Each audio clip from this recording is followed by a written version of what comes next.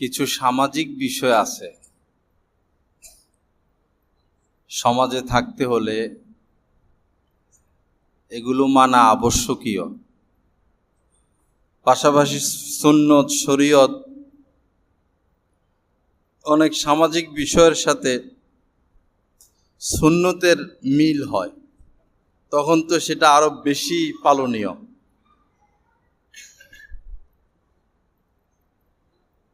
যেমন একজন মানুষ হজ করতে গেলেন, হজের থেকে আসলেন, তো তার পরিচিত যারা থাকেন আশপাশ, তাদের উচিত হলো এসে তার সাথে দেখা করা, দোয়া নেওয়া, দোয়া চাওয়া। আমাদের সমাজে এটা আছে, বিলুপ্তির পথে। কেউ মারা গেল, মৃত ব্যক্তির আত্মীয় স্বজনকে একদিন আপ্যায়ন করা মুস্তাহাব।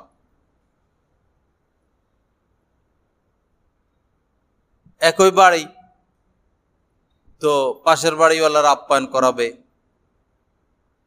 বা শহরে একই পাশাপাশি থাকে, তাদের আত্মীয় মারা গেছেন, তারা তো আজকে পাকশাক করতে পারবে না। দেশ গ্রামে এগুলো আছে, শহরে আস্তে আস্তে শেষ হয়ে যাচ্ছে। এরপরে কেউ মারা গেল, প্রতিবেশী আসা, বন্ধু বান্ধব আসা, সান্ত্বনা দেওয়া। অসুস্থ হলে মুসলমানদের উপরে মুসলমানদের যে হকগুলো, এর মধ্যে উল্লেখযোগ্য অসুস্থ হলে দেখতে আসা।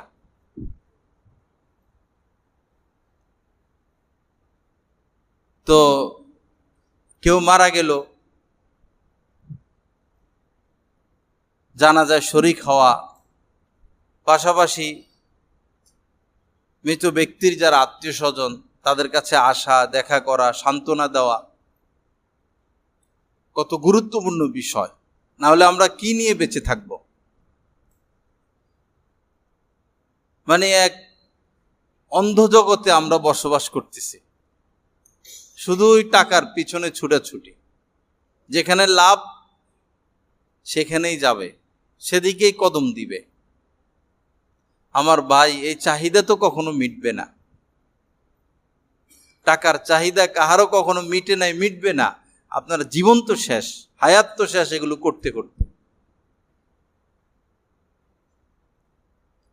আমার আব্বা মারা গেছেন এই মঙ্গলবারের আগের মঙ্গলবার।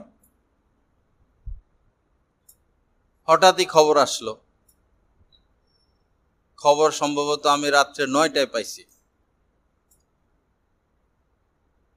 যাই হোক, এখন গাড়ি মিলানো, ড্রাইভার মিলানো, আবার মেয়েরা পড়ে ঢাকা, আমি ভৈরব, আবার নোয়াখালী যাইতে লাগে 7 ঘন্টা।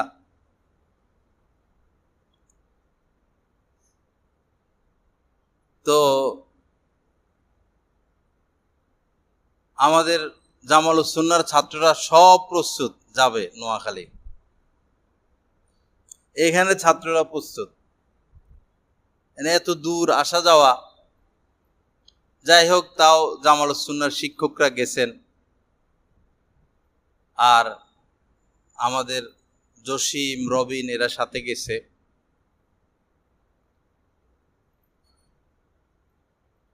তো আমার তো মাশাআল্লাহ বক্তবিন্দু মুরিদান অনেক।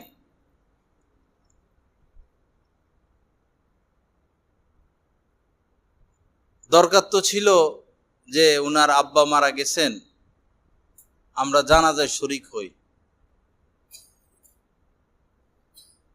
ন্যূনতম যদি শুকরগুজার কাহারো অন্তরে থাকতো, যে উনার থেকে দিন শিখি, উনার কথা শুনি।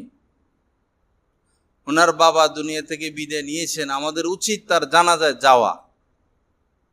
কেউ যায় নাই, কারো মাথায়ও আসে নাই। এগুলো দুঃখজনক কথা। আচ্ছা, জানাজায় না যাক, অন্তত আমি নোয়াখালীর দিকে যাব, গাড়ি প্রস্তুত হচ্ছে, পরিবার প্রস্তুত হচ্ছে, এই সময় তো আয়সা দেখা করা দরকার ছিল। আমার আশপাশে তো আমার বক্তবিন্দু কয়েকশ, যে আমরা জানাজা না যাই অন্তত এসে দেখা করি, কেউ নাই। এগুলা দিলে লাগছে আমার। আচ্ছা, এটাও গেল।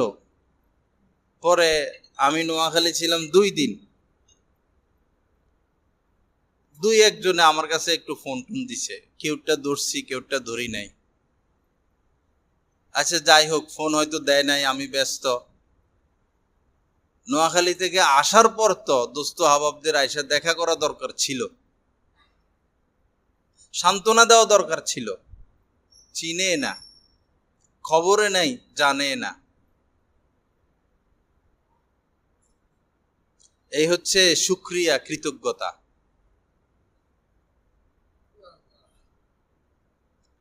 যে নবীর উসিলায় দিন পাইল এই পৃথিবীর মানুষ, নিজের মেয়েকে জীবন্ত কবর দিত আরবেরা, মারামারি কাটাকাটি ছাড়া কিছুই ছিল না এই পৃথিবীতে। যে নবীর উসিলায় দিন পাইল, সেই নবীর নাতিকে এই মুসলমানরাই হত্যা করছে। হযরত হাসানকে কাফেররা হত্যা করে না, হুসাইনকে। হযরত ইমাম হুসাইন রাদিয়াল্লাহু তাআলা আনহুকে কাফেররা হত্যা করে না, ওনার গায়ে তলোয়ার কাফেররা চালায় নাই, মুসলমানরাই চালাইছে।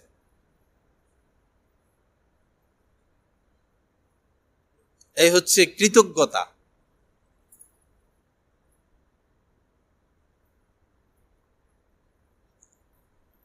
এই দেশে বহু দল আছে, রাজনৈতিক দল, এমপিরা, মন্ত্রীরা, দলের প্রধানরা কত কিছু করে,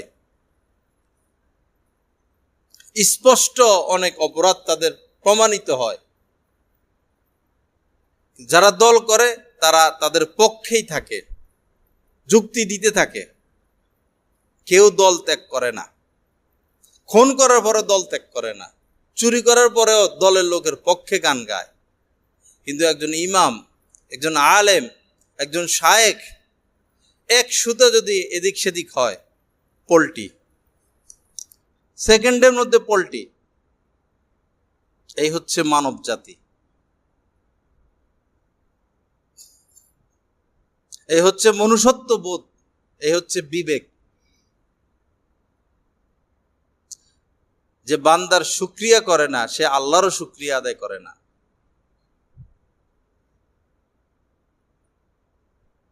হযরত আলী রাদিয়াল্লাহু তাআলা আনহু বলেছেন, এক হরফ যার থেকে শিখলাম, একটা অক্ষর, হরফ, আমি তার চির গোলাম। সে চাইলে আমাকে তার গোলামের মধ্যে, গোলামের জিঞ্জিরের মধ্যে আটকিয়ে রাখতে পারে, চাইলে আমাকে গোলাম হিসাবে বিক্রিও করে দিতে পারে। কৃতজ্ঞতা নাই।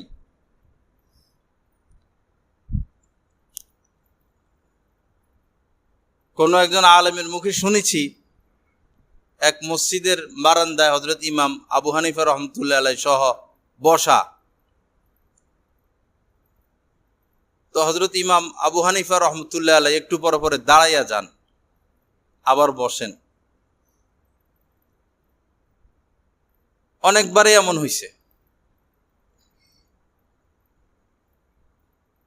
পরে মজলিসের শেষে লোকজন জানতে চাইল, হযরত বারবার এভাবে দাঁড়াইলেন কেন, শারীরিক কোনো সমস্যা নাকি?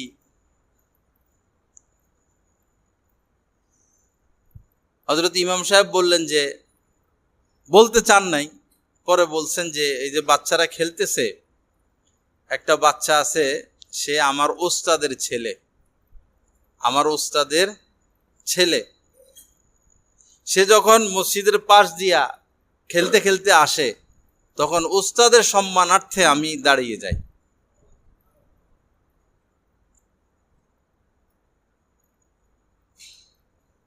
পরে লোকজন জানতে পারলো ওই ছেলেটা, পরে বলল এই ছেলের বাবা তো মুচি, এই ছেলের বাবা তো আলেমও না, শিক্ষকও না, মুচি। মুচির থেকে আপনি মানে তার থেকে শিখলেন কি? সামান্য একটা জাগতিক বিদ্যা আর কি, কুকুর প্রস্রাব করার বিষয় একটা কথা।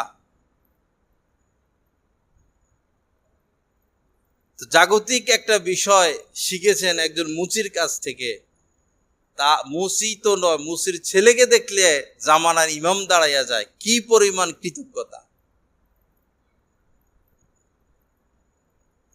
আল্লাহ পাক পবিত্র কোরআনে সত্যই বলেছেন, কলিলাম মা তাশকুরুন, যে মানব জাতির জন্য এত করি কিন্তু এদের মধ্যে শুকরগুজার লোক নাই, খুব কম, খাইবে আর নাফরমানি করবে।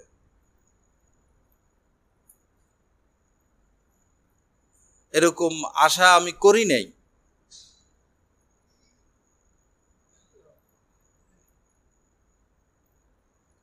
আল্লাহ সহি বুঝ দান করেন।